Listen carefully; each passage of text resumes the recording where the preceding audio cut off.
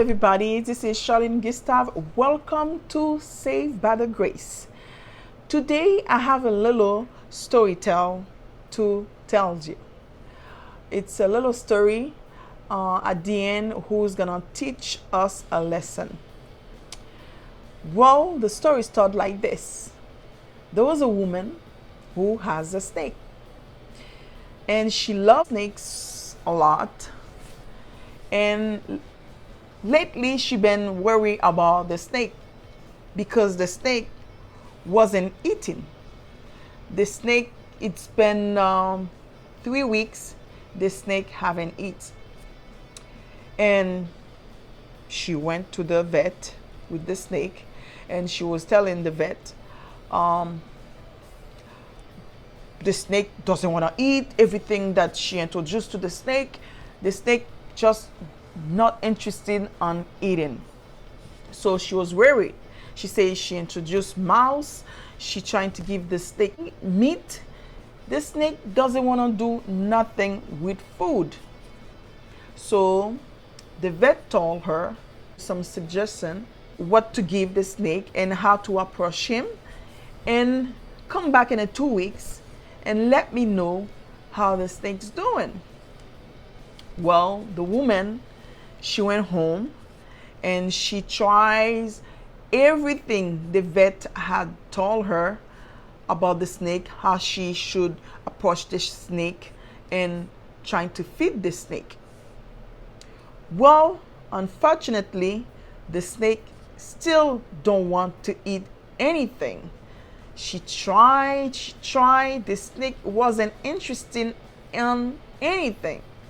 So 2 weeks went by. She went back to the vet, and she was telling the vet, well, I'm back because like you say, come back in 2 weeks. I tried everything you told me and nothing works. The snake wasn't interested on anything at all. So the vet started asking her some questions. The snake behavior, how the snake behave at home and what is her routine with the snake. So the lady started telling the vet about the snake, how in the morning she interact with the snake and all that. And the vet asked her, what about at night? How the snake behave at night? So she started to tell the vet about the snake. Well, the snake at night, he tend to do a lot of moving. He always moving around me. He always sometime going around my neck. He goes around my leg. He goes around my body, and he moves, and he trying to move me a lot. So lately I'm having a hard time to sleep because the snake keep on moving me and keep wrapping herself around me. So the doctor say, okay, I see. And the doctor say, now I know what is the problem. And the lady say, well, share with me, vet. I would love to know what is the problem to fix it. And the vet tell the lady, well, the snake doesn't want to eat because he's making room in his stomach for a bigger meal. The lady say, well, what do you mean by that? Who's gonna feed him? He say, the vet say, well, you see, at night you told me the snake moving a lot. He's going around you. You haven't slept that much lately, past 5 weeks now. She say, yes. And he said, it's because this snake, he's preparing himself to eat you. You are his meal.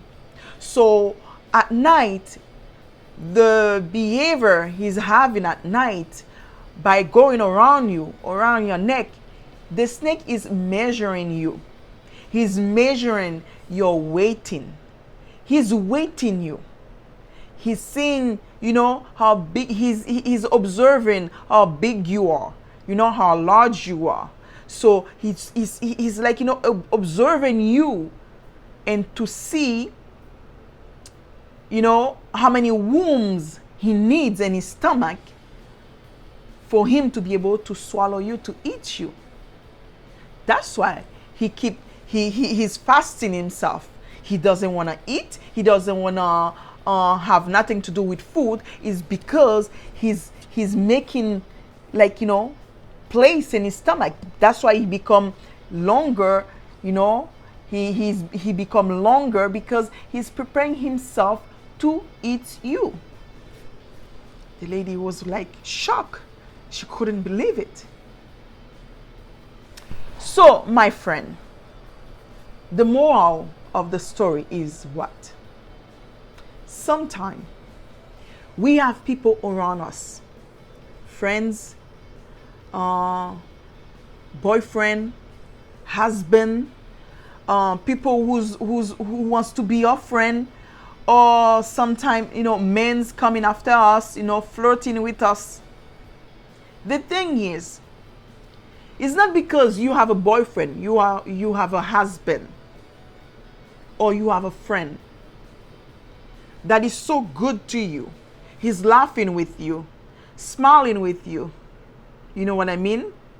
Share a story with you. It doesn't mean that they have good intention towards you. That doesn't mean that they're caring for you. That doesn't mean that they really loves you and they want what is good for you, what's the best for you. You see, it's like the snake. They're just around you to observe you, to watch your behave, to see how you act, to see what kind of emotion you carry on, how you act, how you react on things. They're just observing you. Like this day, lady, men come to us just like that. They come to us just like that. Lately, there's a big lack of communication between men and women. We don't understand each other. So that means there's a lot of men coming towards us with some of them, I'm not generalized, but most of them come with the intention in their head. So this is where us as a woman right now, these days, we need to be careful to who we giving our heart to. We need, these days, the world is getting worse and worse. We need to go into a relationship with our head first. We need to think before going into a relationship, before accepting a man in our lives. We need to think. We need to go in the relationship with our brain. And don't be afraid to ask questions when you don't understand. They might say, well, you have a big character. You talk too much. You ask too much. Don't mind them. Ask questions. When you don't understand something, ask questions. We need to go into a relationship with our head, with our mind. And then, after we judge that relationship or this man comes with a good intention, you can give him your heart. Until then, keep your heart for you. Because our heart fails us a lot of times. Because our heart is too emotional. It's too sensitive. So be careful. You need to go in a relationship with your brain first and then with your heart. So the moral in the story, like I said, it's simple. It's not because a man comes to you telling you they loves you, kissing you, hugging you, walking on the street holding your hand, calling you 24/7. introduce you to his friends, to his family, be intimate with you. That doesn't mean he has a good intention.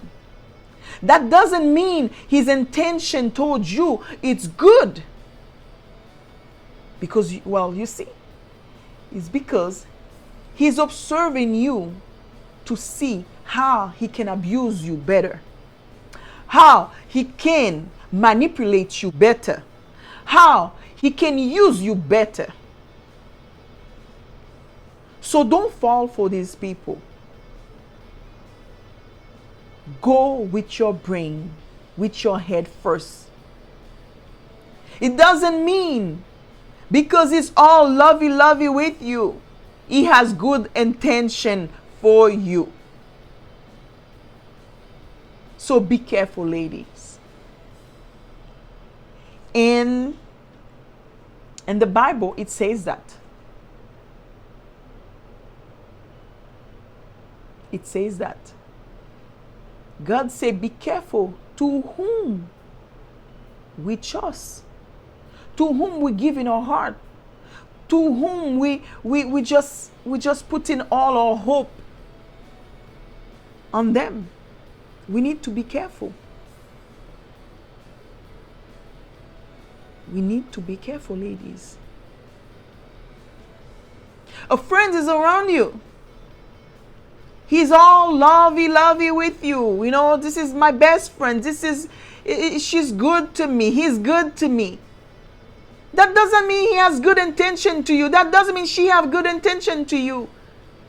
Maybe the person just watching, observing how they can use you better for their own interests. Like the snake. He just observing and to see when he can attack. He's just making wounds for when he can eat you. So it's the same.